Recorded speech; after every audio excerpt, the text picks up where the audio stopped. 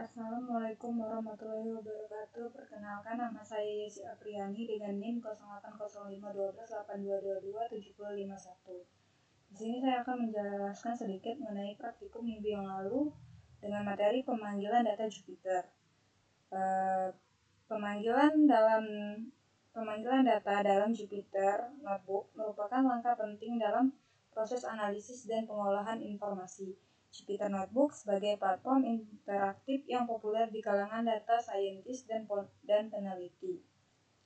Menyediakan berbagai metode fleksibel untuk mengakses dan memanipulasi data dari berbagai sumber. Pengguna dapat dengan mudah membaca file dari berbagai format seperti CSV, Excel, JSON, atau bahkan data dari database SQL dalam API web. Proses ini biasanya dimulai dengan mengimpor library yang diperlukan, seperti Pandas untuk data tabular atau Matplotlib untuk visualisasi. Selanjutnya fungsi-fungsi khusus digunakan untuk membaca data, misalnya VDRead untuk file CSV atau VDRead Excel untuk file Excel. Data yang telah dimuat kemudian dapat ditampilkan, dianalisis atau diproses lebih lanjut menggunakan berbagai fungsi dan metode yang tersedia dalam lingkungan Python. Kemampuan Jupyter Notebook untuk menggabungkan kode output dan dokumentasi dalam satu antarmuka interaktif membuatnya menjadi alat yang sangat efektif untuk eksplorasi data, analisis statistik, dan pembuatan visualisasi memungkinkan pengguna untuk dengan cepat memahami dan menginterpretasikan data mereka. Adapun tujuan dari praktikum ini yaitu praktikan dapat memahami, membaca, dan memuat data dari berbagai sumber dan format. Kemudian ada praktikan dapat mempersiapkan data untuk analisis lebih lanjut. Baiklah, langsung saja untuk pengolahan pertama itu ada pemanggilan SHP.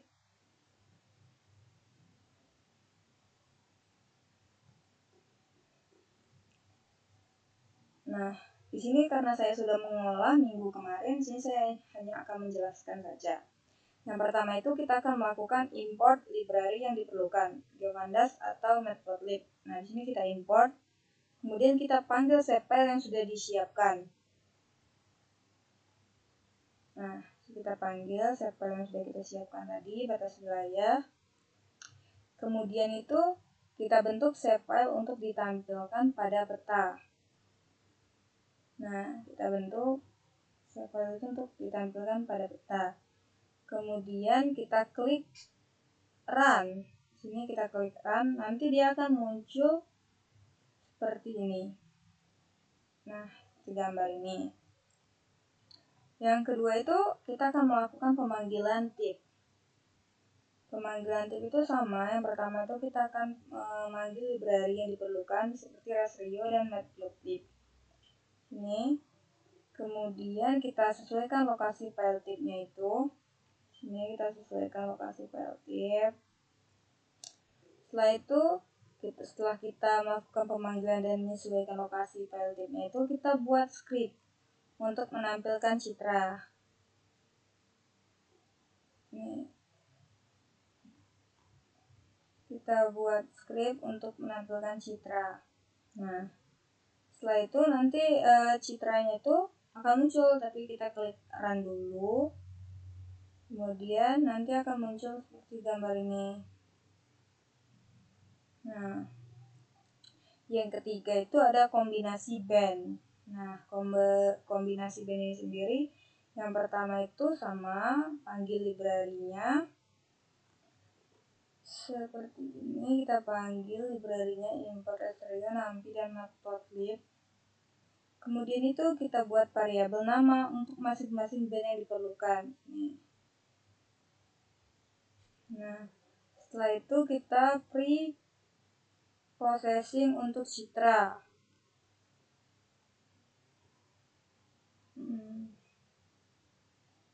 Kemudian itu kita kombinasikan band yang sudah kita panggil tadi, kita susun. Di sini kita kombinasikan. Sini. Nah, kita kombinasikan.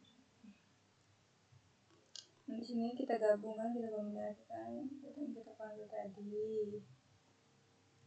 Nah, setelah itu kita klik run. Nah,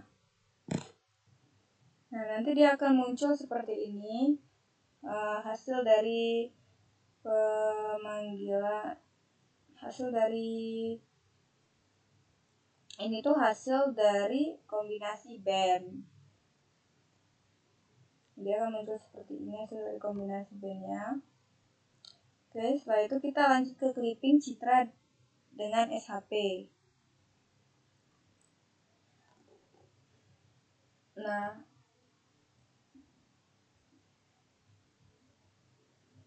untuk clipping citra dengan SHP ini sendiri, yang pertama itu kita akan mengimport Restrio, GeoPandas, Matplotlib, dan Steply Geometry.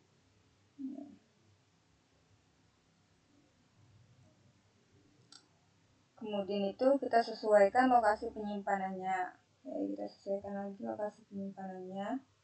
Kemudian itu kita baca SHP dan pastikan sesuai dengan koordinat. Oke. Kita baca SHP-nya.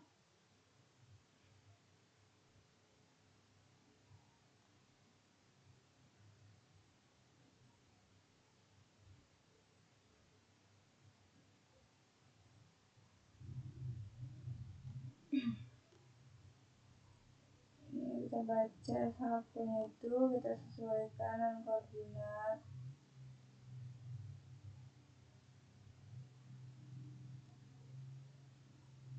Bentar ya guys. Oh ini.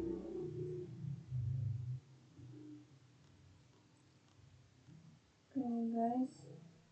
Ini kita baca SHP sesuai dengan koordinat. Setelah itu kita konversi SHP menjadi GeoJSON dan panggil tip untuk melakukan clipping dan simpan hasil clipping pada folder masing-masing. Nah, kita panggil dari sini sampai sini.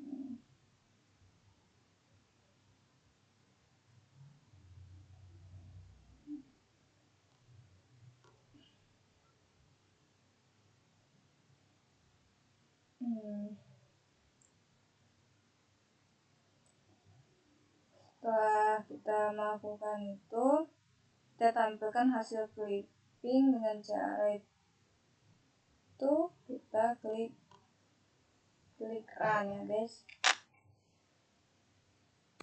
Nah, nanti dia akan muncul seperti ini untuk hasil clipping tip dan SHP yang telah kita lakukan.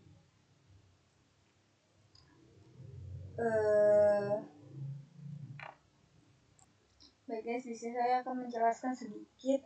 Tadi saya mengalami kendala karena memory error. Memory error yang disebabkan karena ruang penyimpanannya sudah penuh atau RAM-nya sudah penuh. Nah, oleh karena itu berarti di sini tuh untuk mengolah data citra ini tuh membutuhkan penyimpanan yang cukup besar dibandingkan pengolahan data pada praktikum sebelum-sebelumnya. Nah, sekian penjelasan dari saya mengenai pemanggilan data Jupyter pada praktikum kali ini. Kalau ada kurang dan salah saya mohon maaf. Pada saya mohon ampun. Assalamualaikum warahmatullahi wabarakatuh.